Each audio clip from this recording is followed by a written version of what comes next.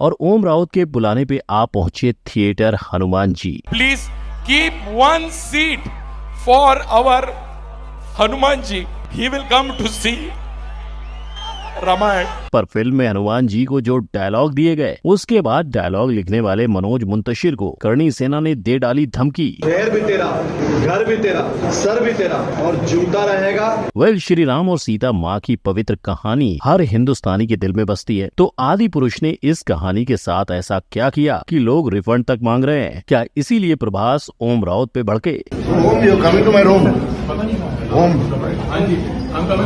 चलिए जानते हैं। Number 1, gen Z look. आदि पुरुष के रावण की हेयर स्टाइल किससे इंस्पायर्ड है पता है? विराट कोहली से। क्योंकि लोगों ने जब इस रावण को पहले वाले रावण से कंपेयर किया तो वो उसे काला जादू करने वाला बाबा कहने लगे, क्योंकि मूवी में रावण कभी काले कपड़े में दिखाई देता है तो कभी टी शर्ट में। लंकापति के शरीर पर 1 ग्राम तक सोना नहीं है और ना ही सोने का मुकुट। हाँ, मुकुट से याद आया, रावण के 10 सिर, ऊपर 5 नीचे 5। बस रावण ही नहीं, सीता माँ का लुक देखकर कईयों ने उनके कॉस्ट्यूम पर सवाल उठाए। ये हाल पद्मावत में भी हुआ था, पर ऑडियंस को मद्देनजर रख के मेकर्स ने उनके अंग को बीएफएक्स से कवर किया था। यही हाल बाकियों का भी है, जैसे श्री राम का शुभ्र अवतार, रावण के बेटे का रैपर लुक और प्लेनेट ऑफ एप्स की वानर सेना। बाकी लक्ष्मण को ना स्क्रीन टाइम मिला है और ना अपना खुद का कॉस्ट्यूम। लोग तो ये भी कह रहे हैं कि राम का कॉस्ट्यूम ही बीएफएक्स से लक्ष्मण के बॉडी पे कॉपी पेस्ट कर दिया है।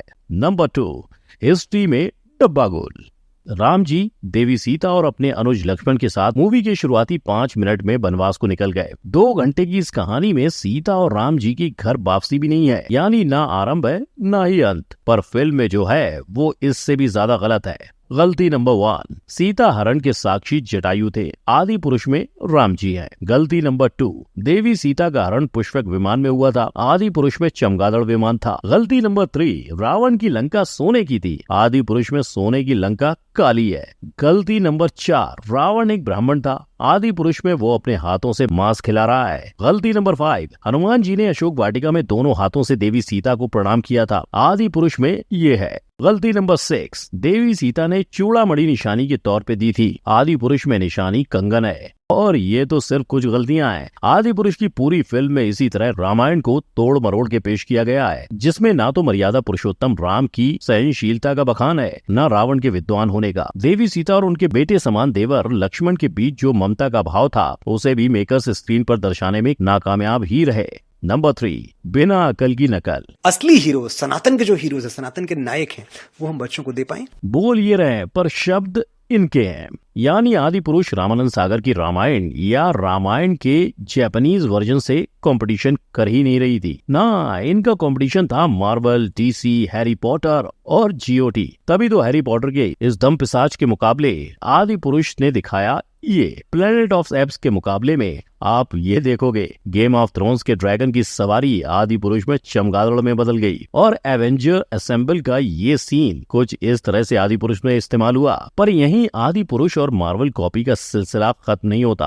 आदि पुरुष में दिखाई रावण की ये लंका बोले तो सस्ता एसगार्ड, और इन्होंने तो मार्वल के सबसे नामी सुपर हीरो आयरन मैन को भी नहीं छोड़ा, ये उन्हें भी कॉपी कर बैठे, ये बुलाकर कि रावण पूरी लंका नगरी का राजा है और एक राजा अपने राज्य में वेल्डिंग का काम क्यों करेगा। नंबर 4, बोल बच्चन। मेरे लिए मत लड़ना, मर्यादा के लिए लड़ना। लड़ोगे क्यों बात नहीं हो रही इन डायलॉग्स की? ये जवाब मनोज ने सोशल मीडिया पर ट्रोल होने के बाद दिया था। मगर भाई लोग, फिल्म के अंदर हमें सिर्फ एक बार नहीं, कई जगह कमजोर डायलॉग सुनाई देते हैं और हनुमान जी का ये डायलॉग भी एक कथा से चुराया गया है। घी किसका?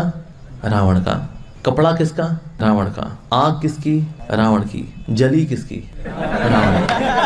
इन्हीं डायलॉग्स को लेकर आज कई जगह प्रोटेस्ट भी चल रहे हैं। यहाँ तक कि डायलॉग्स के ऊपर करणी सेना का ये कहना है कि अभिव्यक्ति की आजादी का फायदा उठाया जा रहा है। भाई मैं जानता हूँ कि विचारों की अभिव्यक्ति की आजादी है, लेकिन ऐसी आजादी हम बर्दाश्त नहीं करेंगे। और शायद इन्हीं विवादों के बाद अब मनोज मानते हैं कि डायलॉग्स में फेरबदल करनी चाहिए। सब क्लियर होने के बाद अगले 2 से 3 दिनों में ये डायलॉग्स थिएटर में होंगे। लेकिन एक नजर अगर मनोज के पिछले किए गए कामों पर डालें तो हमें कई गाने और उनके रियलिटी शो के जज होने के अनुभव दिख जाएंगे। इनफैक्ट आदि पुरुष के सारे गानों के लिरिक्स भी मनोज द्वारा ही लिखे गए हैं, जिन्हें व्यूज तो भरपूर मिले पर लोगों को अजय अतुल का दिया म्यूजिक थोड़ा कम पसंद आया। यानी उनके टाइटल ट्रैक को इतने सारे सिंगर्स से गवाने के बावजूद आदि पुरुष के गाने ऑडियंस के कानों तक नहीं पहुंच पाए। नंबर 5, सस्ता वीएफएक्स। इस मूवी के वीएफएक्स में 4 चांद लगाने वाले प्रसाद सुतार आदि पुरुष के भी वीएफएक्स आर्टिस्ट हैं। और जब आदि पुरुष का टीजर लॉन्च हुआ तो लोगों के रिएक्शन से बचने के लिए प्रसाद ने कहा कि इस प्रोजेक्ट में कंपनी का कोई हाथ नहीं है। फिर क्या 6 महीने का पोस्टपोन और नया ट्रेलर लॉन्च, जिसे लोगों ने भर पेट वाहवाही दी। लेकिन लोगों की एक्साइटमेंट फिलहाल ट्रेलर तक ही बनी रही। लेकिन जब लोग मूवी देखने गए तो पता चला कि यहाँ कुछ उल्टा ही बना दिया गया है, जैसे रावण के 10 सिर और इंद्रजीत का शरीर। शायद इसीलिए फिल्म रिलीज के पहले प्रसाद ने साफ कह दिया था कि अब इस मूवी को बेहतर नहीं बना सकते। ऊपर से इन सब के बीच ओम ने लोगों से हनुमान जी के लिए एक सीट रखने की मांग की। और तो और ताज्जुब की बात तो ये है कि एक बंदर सच में आदि पुरुष देखने आ गया था।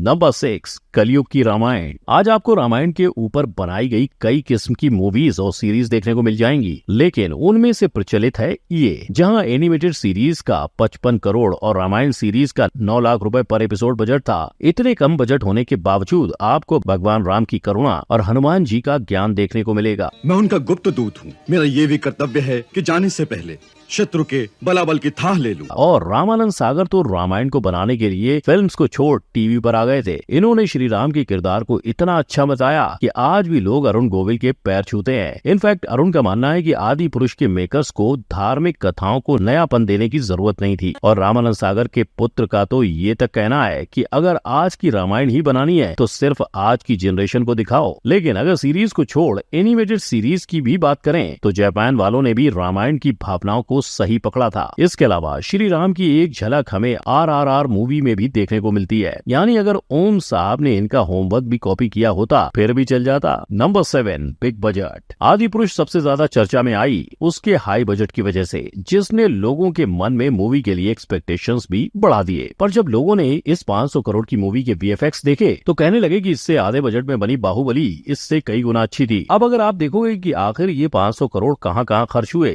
तो पता चलता है कि 250 करोड़ तो VFX में ही वेस्ट हुए। बचे पैसों में से 150 करोड़ प्रवास की फीस, 12 करोड़ सैफ की और 3 करोड़ कृति की। पर अब असली सवाल ये उठता है कि इस बजट की रिकवरी होगी कैसे। तो रिकवरी एनालिसिस के जरिए ये सामने आता है कि अब तक 432 करोड़ तो वसूल हो ही गए हैं और बाकी के बॉक्स ऑफिस कलेक्शन से हो जाएंगे। नंबर 8, कहता है कॉमन मैन, आदि पुरुष करो बैन। छत्तीसगढ़ में हुआ आदि पुरुष पे नेशनल बैन लगाने के लिए विरोध। अयोध्या के संतों ने मांगा आदि पुरुष पर बैन। पोखरा नेपाल में आदि पुरुष हुआ बैन। आज आप हर न्यूज चैनल, हर न्यूज़पेपर उठाकर देखोगे तो आपको यही सुर्खियां नजर आएंगी। और आदि पुरुष की ये परेशानियां घटने वाली नहीं, आगे चलकर बढ़ने वाली है, क्योंकि पॉलिटिशियंस भी इस पर टेम्परेरी बैन लगाने की मांग कर रहे हैं। खुद हिंदू सेना ने इस फिल्म के खिलाफ एक PIL दर्ज कराई है और सोशल मीडिया पे वहाँ लोग #रिफंड आदि पुरुष को ट्रेंड करने लगे और अपनी टिकट के पैसे वापस पाने की मांग कर रहे हैं। मूवी क्रिटिक्स की बात करें तो ये फिल्म देखकर सबने अपना सर पकड़ लिया है। जाने माने मूवी क्रिटिक तरण आदर्श तो इस फिल्म से ऐसे हताश और निराश हुए कि उन्होंने फिल्म को सिर्फ और सिर्फ 1.5 स्टार दिया। उनके मुताबिक ड्रीम कास्ट और बड़ा बजट होकर भी ओम राउत ने कुछ अच्छा नहीं किया और पब्लिक तो समझ ही नहीं पा रही है कि करना क्या है। कई लोग फिल्म देखकर ऐसे दुखी हुए हैं कि बोलने को तैयार नहीं है, तो कई लोग मूवी को बुरा भला कहते नहीं थक रहे हैं। मैं बोल रहा हूँ, मैं दिल से बद्दुआ दे रहा हूँ कि